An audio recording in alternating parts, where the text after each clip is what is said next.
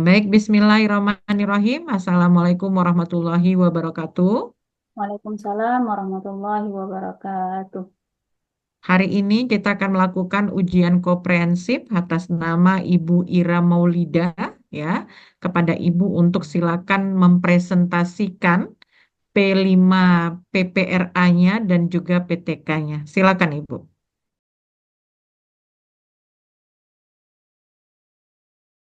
Bismillahirrahmanirrahim. Assalamualaikum warahmatullahi wabarakatuh.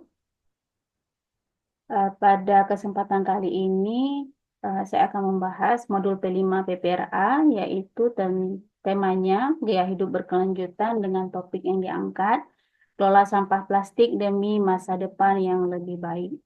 Kemudian, kenapa tema ini diangkat? Dikarenakan masih kurangnya kesadaran daripada peserta didik dalam mengelola sampah dan juga menjaga kebersihan lingkungan.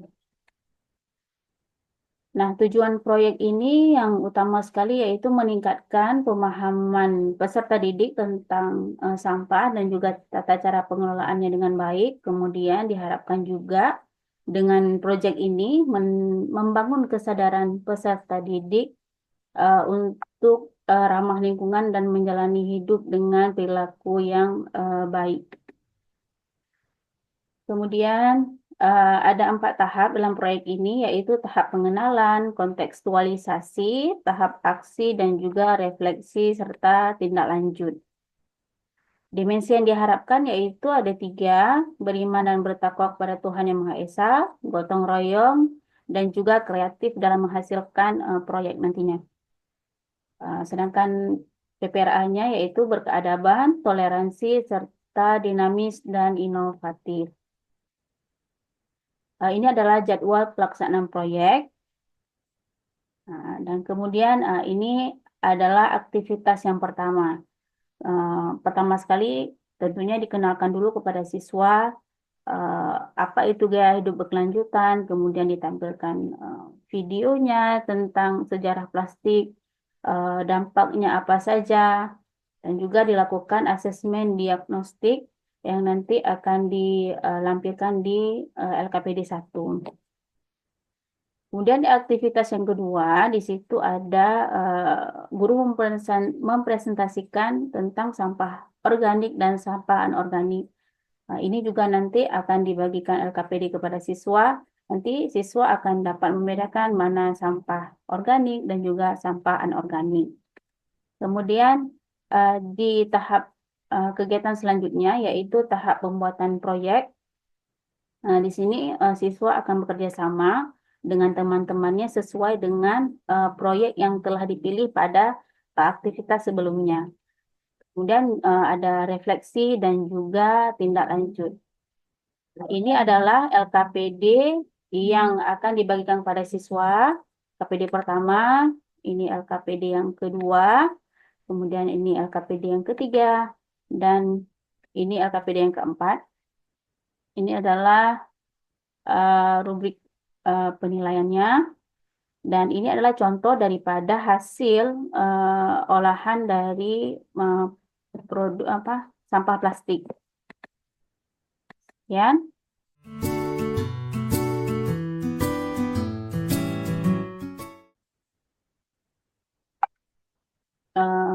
kita lanjutkan kepada PTK.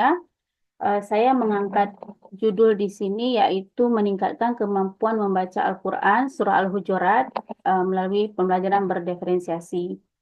Jadi latar belakang kenapa saya angkat judul ini dikarenakan masih kurangnya kemampuan siswa dalam membaca Al-Quran, terutama itu siswa kelas 4, dengan berbagai metode yang pernah dilakukan oleh guru sebelumnya, akan tetapi tidak berdampak signifikan kepada kemampuan peserta didik. Oleh karenanya, uh, pendidik berinisiatif untuk menggunakan metode yang baru atau model pembelajaran yang baru, yaitu model pembelajaran berdiferensiasi. Diharapkan dengan model pembelajaran ini dapat meningkatkan kemampuan peserta didik dalam membaca Al-Quran. Kemudian manfaat dari penelitian ini ada manfaat secara praktis, teoristik, ada untuk guru, manfaat untuk sekolah, serta manfaat bagi siswa tentunya. Kemudian dalam landasan teori dijelaskan ada dua, yaitu tentang kemampuan baca Al-Quran dan juga penjelasan tentang pembelajaran berdiferensiasi. Ada pengertian, kemudian tahap-tahapan, dan juga langkah dalam pelaksanaan pembelajaran berdiferensiasi.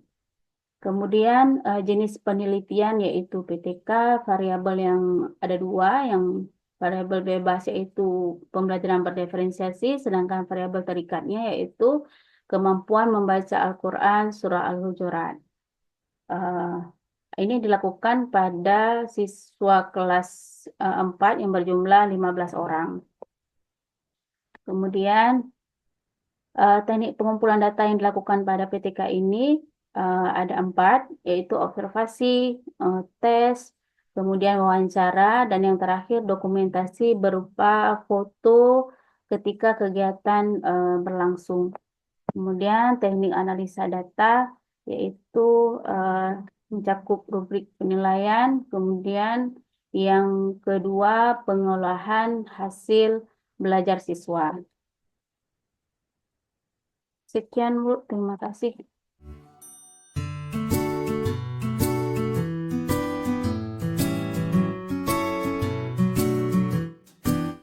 Oke, baik. Ibu, Ya, nah Bu. ketika Ibu membuat modul ajar, nah tentu tidak mungkin modul ajar itu jadi langsung ya. Ada Ya. tahap-tahap ketika Ibu membuat modul ajar. Nah, modul ajar itu ada yang namanya TP, tujuan pembelajaran. Nah, cara Ibu menentukan tujuan pembelajaran, kemudian menentukan ATP, kemudian menentukan metode apa nih yang akan kita gunakan di dalam modul ajar. Nah, itu bagaimana caranya, Ibu? Baik, Bu. Pertama sekali, misalnya ini kita di kelas 4. Berarti kita harus melihat dulu CP-nya yang sudah disediakan oleh Kemendikbud, yaitu pada Peraturan Nomor 12 Tahun 2024. Di situ sudah disediakan CP sesuai dengan fasenya masing-masing. Kalau berarti di kelas 4 itu ada di fase B. Nah, jika sudah ada TP-nya, maka kita bisa menurunkannya menjadi TP, dari CP ke TP. Nah, kemudian TP itu bisa disesuaikan berapa kali pertemuan, apa satu TP sekali pertemuan, atau bisa digabungkan dengan dua TP sesuai dengan kemampuan peserta didiknya. Kemudian dari TP itu kita jabarkan kembali menjadi ATP, alur tujuan pembelajaran. Eh, Sebenarnya TP dan ATP ini hampir sama, akan tetapi ATP ini lebih rinci daripada TP tersebut. Nah, kalau sudah ada ATP-nya, maka kita bisa menyusun model pembelajaran sesuai dengan yang kita inginkan. Seperti yang contoh saya lakukan ini materi Al-Hujurat, misalnya metode yang kita gunakan yaitu dengan metode talaki. Nanti sesuai apa namanya langkah-langkahnya sesuai dengan metode tersebut. Nah, jadi kalau kita menggunakan model pembelajaran berdiferensiasi, maka sintaknya juga harus sesuai dengan model pembelajaran berdiferensiasi. Nanti di modul ajar juga dilengkapi dengan asesmennya, kemudian harus ada juga LKPD-nya, kemudian harus ada juga bahan dan materi ajar.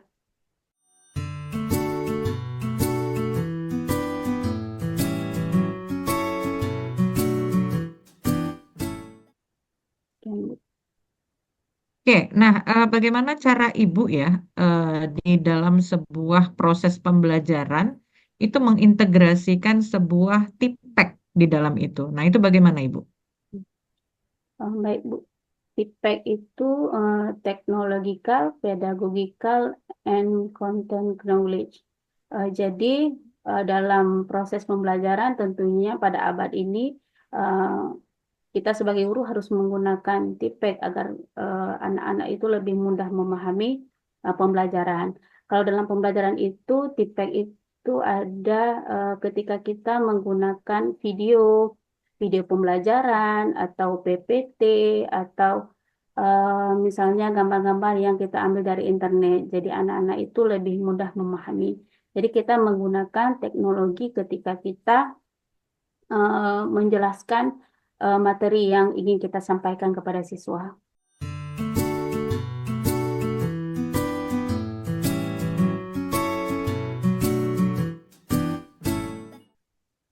Oke, nah tentu ketika proses pembelajaran sudah selesai, kita kan ingin melihat tuh, tentu ada penilaian. Nah, Ibu melakukan penilaian ada berapa cara, Ibu?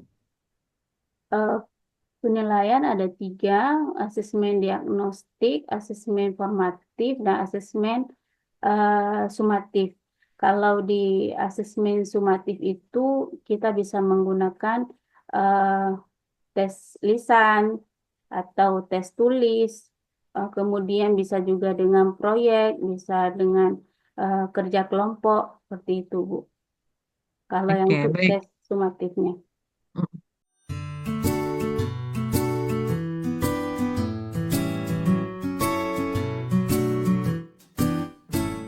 Ya, nah itu ketika Ibu tentukan ada bentuk soal lisan, ada tulisan ya. Ya, Nah, ketika soal tulisan lah. Nah, itu soal yang Ibu berikan itu soal-soal yang berbentuk seperti apa, Ibu? tentunya dalam menyusun soal beragam, maksudnya tingkatan kesukarannya, Bu. Ada C1, C2, bahkan ada sekarang itu digalakkan itu menggunakan HOTS.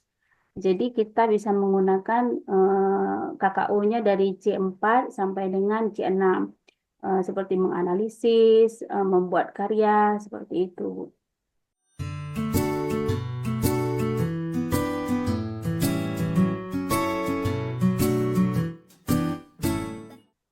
Oke, baik. Ibu tadi mengambil untuk penelitian rencananya apa? Pembelajaran diferensiasi ya, Bu ya? Iya, Bu. Oke. Nah, Ibu, kenapa Ibu tertarik dengan pembelajaran diferensiasi dan Ibu yakin bahwa dengan pembelajaran diferensiasi nanti akan meningkatkan kemampuan apa tadi? Membaca ya, keterampilan membaca ya? Iya, Bu.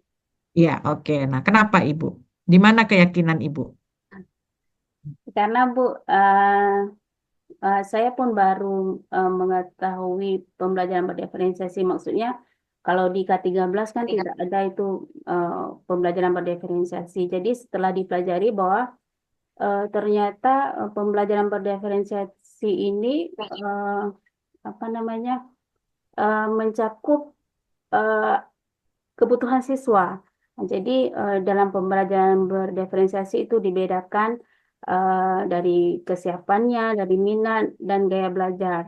Karena saya sudah menggunakan beberapa metode dalam pembelajaran Al-Quran itu tidak tidak berdampak signifikan. Jadi saya rasa eh, model pembelajaran ini akan sesuai karena nanti prosesnya akan dipisahkan nanti antara siswa yang mampu, siswa yang kategori cukup, dan siswa dengan kategori yang eh, kurang mampu dalam baca Al-Quran. Jadi bukan satu model itu disamaratakan untuk semua kemampuan siswa.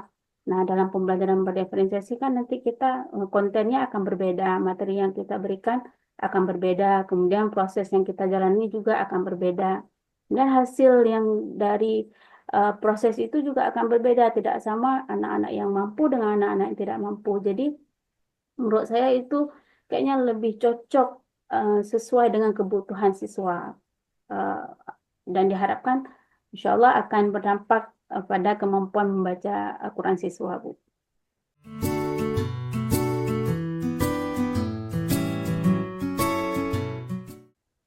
Oke, baik. Terima kasih Bu Ira. Selanjutnya kita baca Al-Quran ya Bu Ira ya. Ya, silakan Bu Ira. Terlihat Ibu Ira? Nampak, Bu? Ya, oke. Silakan Ibu. أعوذ بالله من الشيطان الرجيم.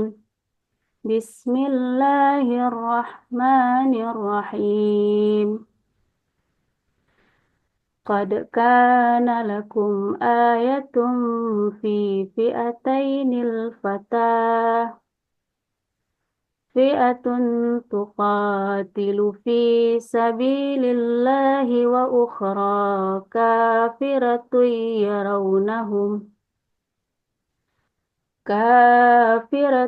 يرونهم مثليهم رأي العين والله يؤيد بنصره من يشاء إن في ذلك لعبرة لأولي الألباب إن في ذلك لعبرة لأولي الأبصار صدق الله العظيم.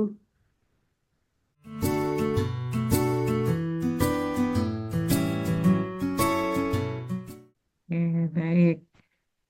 Siapkan kertas, Bu Ira, untuk Sudah, menulis. Bu?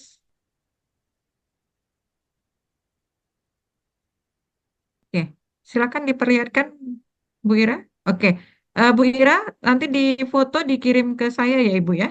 Oke, Bu. Ya, baik. Terima kasih, Bu Ira, atas waktu dan ujian komprehensifnya. Sukses selalu untuk Bu Ira. Saya tutup ujian komprehensif atas nama Bu Ira Maulida. Assalamualaikum warahmatullahi wabarakatuh. Waalaikumsalam warahmatullahi wabarakatuh.